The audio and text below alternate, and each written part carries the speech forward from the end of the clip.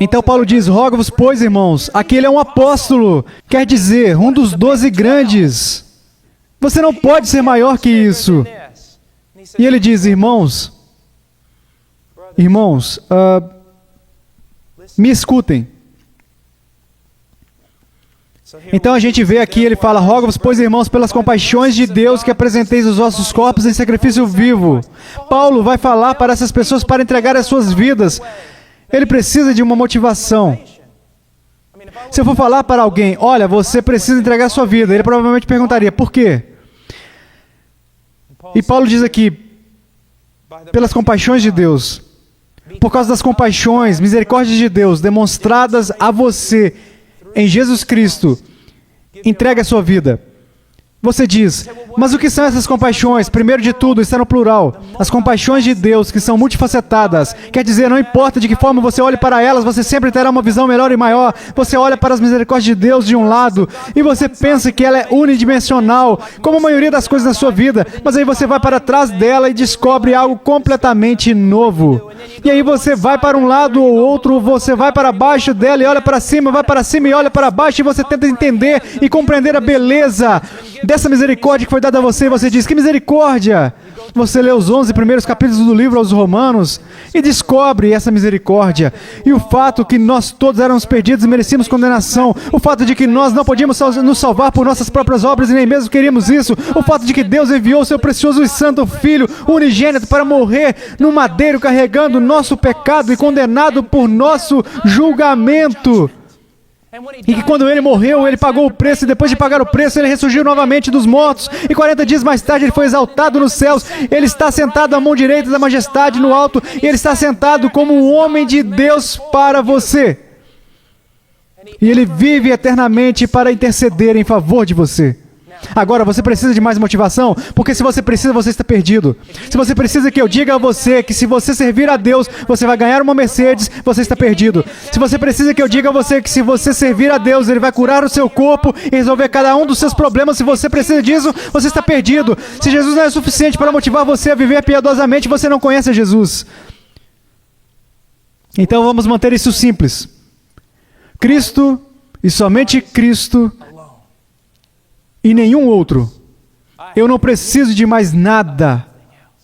E tudo está bem com a minha alma.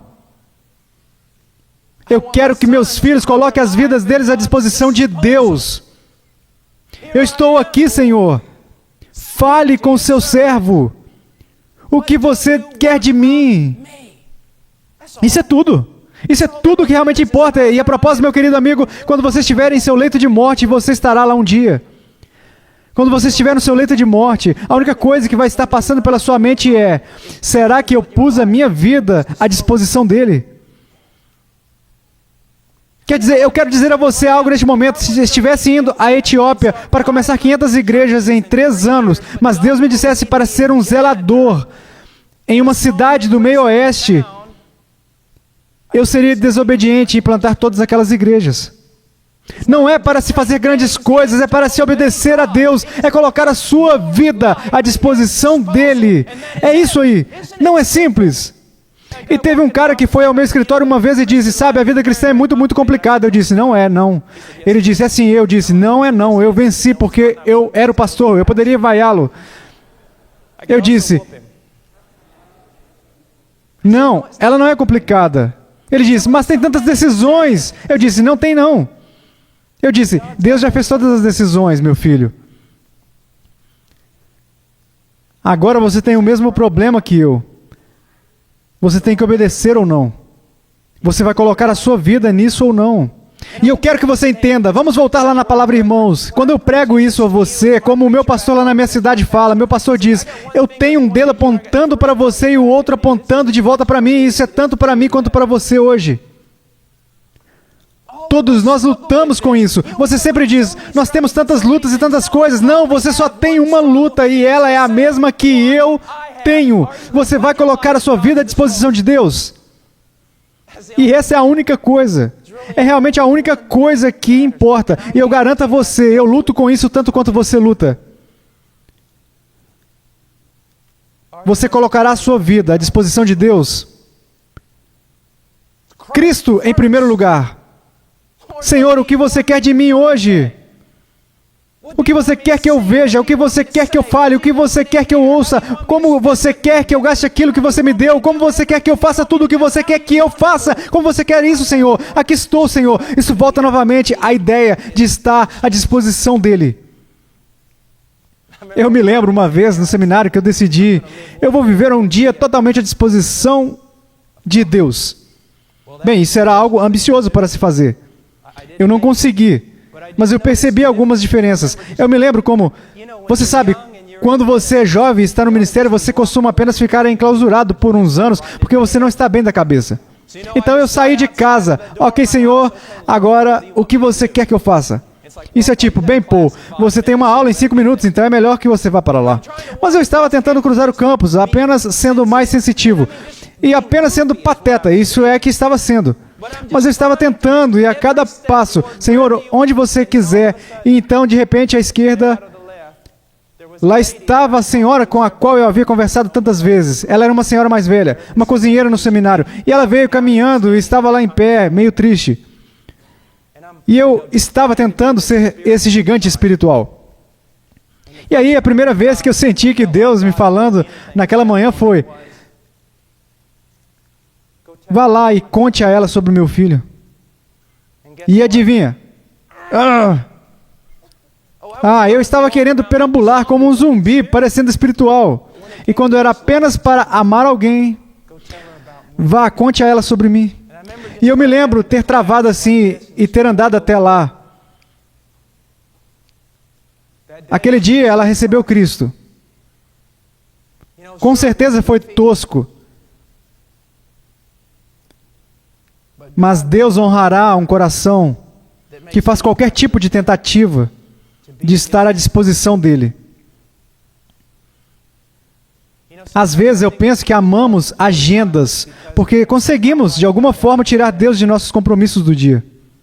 Deus, eu quero fazer cada minuto produtivo ao Senhor.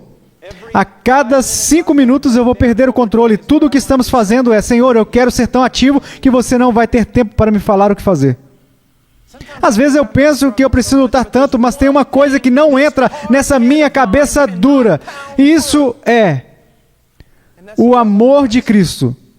Eu consigo inventar tudo quanto é desculpa para não ser obediente, toda desculpa no mundo para fazer o que eu quero fazer. Então, bang!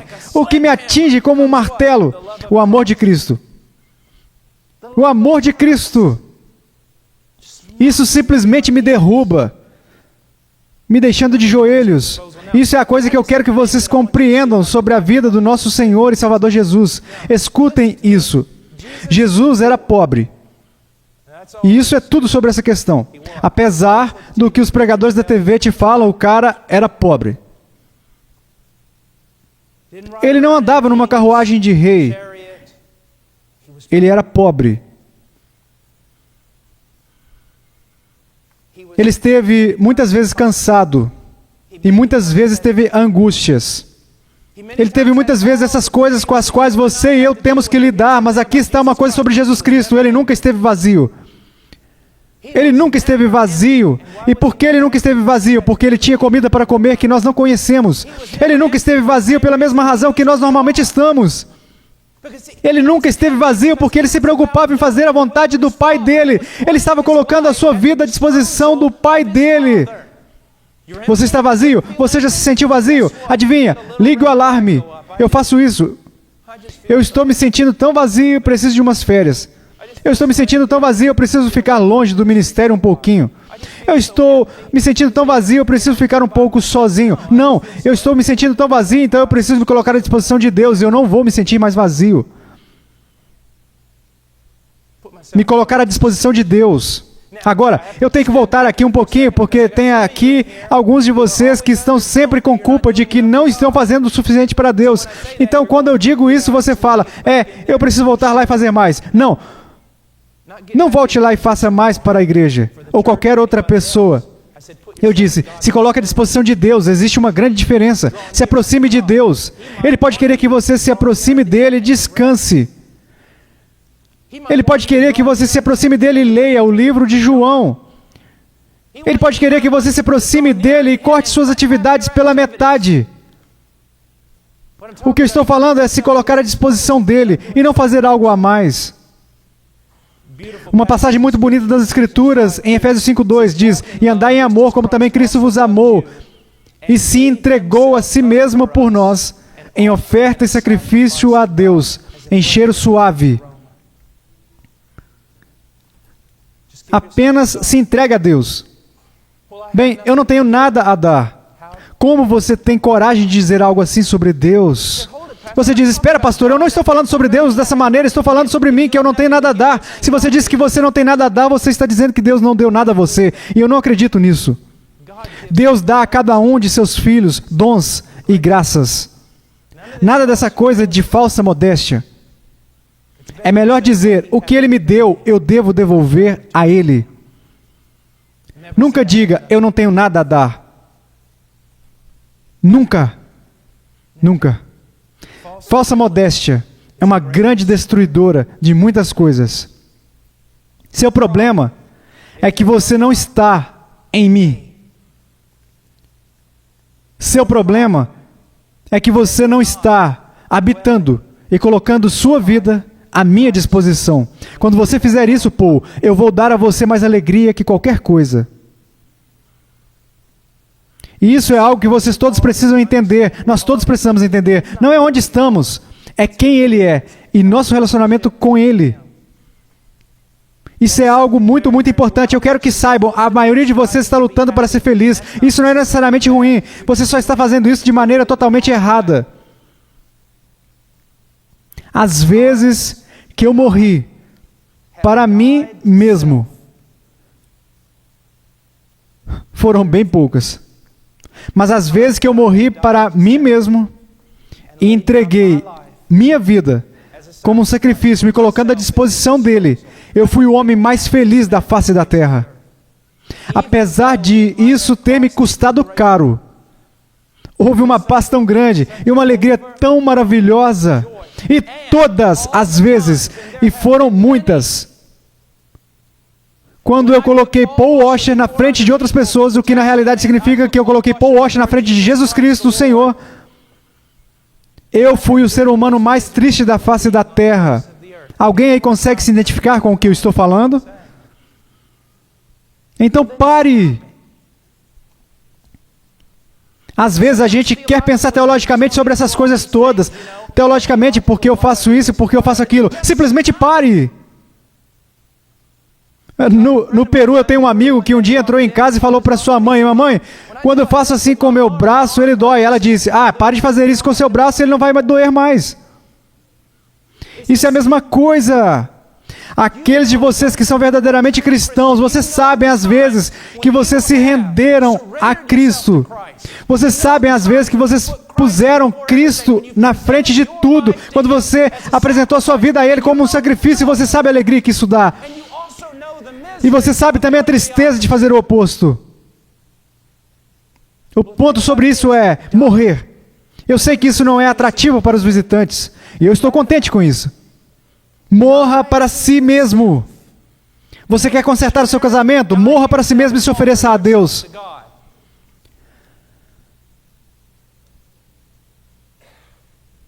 Você quer uma solução para tudo? Mas o que você não consegue resolver é: morra para si mesmo. Porque aquele que quiser salvar a sua vida, perdê-la-á. Na verdade vos digo que se o grão de trigo caindo na terra não morrer, fica ele só, mas se morrer, dá muito fruto. É tudo sobre Jesus Cristo ser o primeiro, e o segundo, e o terceiro, e o quarto, e o quinto. O que eu estou dizendo é: não coloque Jesus em primeiro, Jesus é tudo. Ele não é só o primeiro no ranking, Ele é tudo, absolutamente tudo. Ele é tudo. Entregue a sua vida. Eu estava com a Charo há muitos anos no Peru e ela sempre foi uma pessoa muito, muito sábia. E depois de dar umas 4 ou 5 aulas, algumas meninas romenas, eu estava na Romênia, algumas meninas romenas vieram até ela e disseram: nós não precisamos de ouvir nada mais que você tem para dizer. Charo disse: por quê? Elas disseram: porque você fala a mesma coisa todas as vezes. Charo disse: é simples assim. Leia a palavra de Deus. Procure submeter a sua vida a Ele. Ore por poder. Entregue a sua vida. Viva para os outros, não para você. Morra para si mesmo, para você ter vida. Para que você tenha vida. Morra para si mesmo, para que você tenha vida. É nisso que tudo se resume. Eu nunca dei nada que eu tenha me arrependido depois. Eu guardei coisas e me arrependi. Eu nunca aconteceu de me autossacrificar, que olhar para trás agora e dizer, eu queria não ter feito isso, mas eu fui egoísta tantas vezes e eu disse, eu queria não ter feito isso. É o que Jesus disse. Morra e dê a sua vida para Ele. Morra. Morra. Devemos ser teologicamente corretos? Sim, devemos. Devemos fazer outras coisas? Sim, devemos. Será que se importa se nós não fizermos a primeira coisa? Não. Morrer para nós mesmos.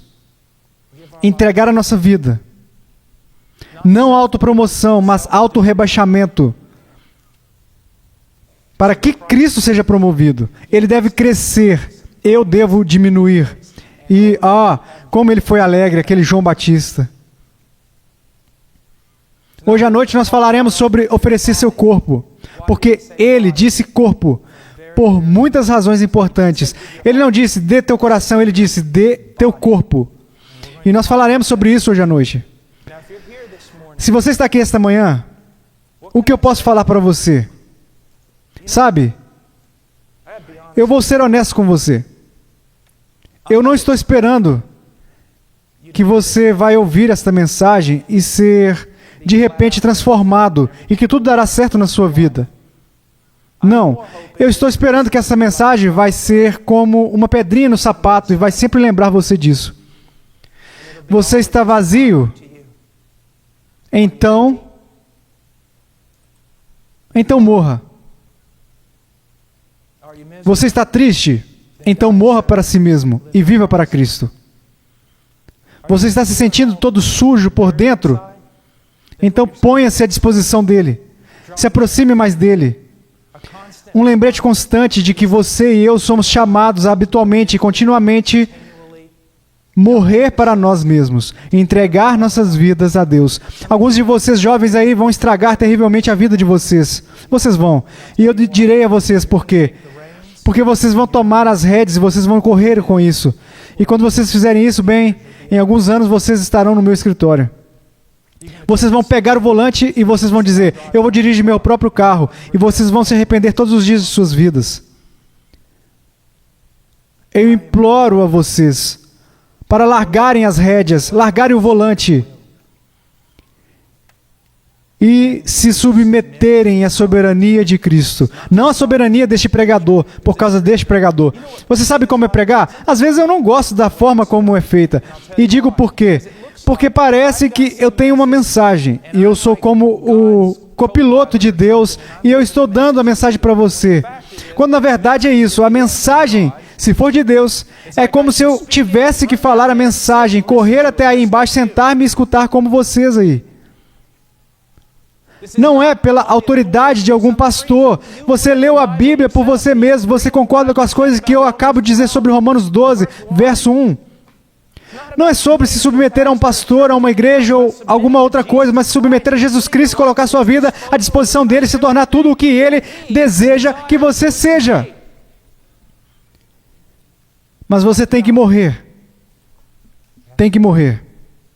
Se você não é cristão e está aqui hoje, você está dizendo, o que é toda essa loucura? É exatamente o que ela é.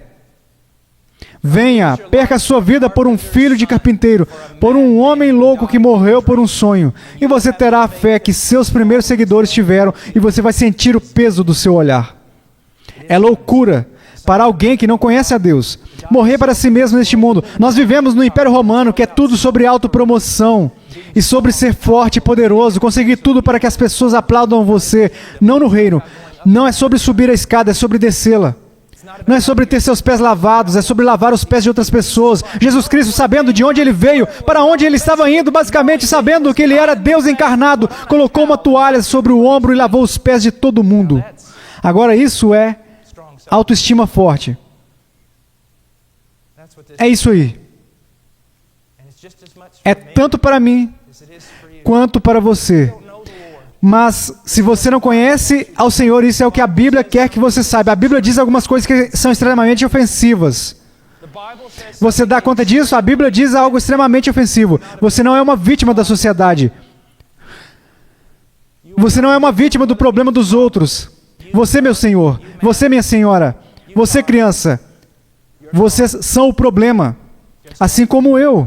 A Bíblia diz, porque todos pecaram e destituídos estão da glória de Deus. Não somos ovelhas perdidas procurando um pastor, somos rebeldes que odeiam a Deus, correndo com toda a nossa vida para fugir dele, porque queremos ser senhores soberanos de nosso próprio universo. A Bíblia diz, se você continuar fazendo isso, você será ainda mais destruído. A Bíblia te chama ao arrependimento, a reconhecer seu pecado e odiar isso. A correr de volta para Deus, um Deus justo, que não podia perdoar você porque você quebrou todas as suas leis. Aceite que Ele enviou seu Filho para pagar por cada um dos seus crimes que você cometeu. O pagamento já foi feito, a justiça foi satisfeita. Acredite no Senhor Jesus Cristo e você será salvo. É sobre isso. Suas boas obras são como panos imundos, que estão mortos diante de Deus e não contam para nada. Elas são assim como as minhas. O único mérito, a única virtude que temos é Jesus Cristo crucificado e ressuscitado dos mortos. Nossa única esperança e nossa única glória. Nossa única esperança.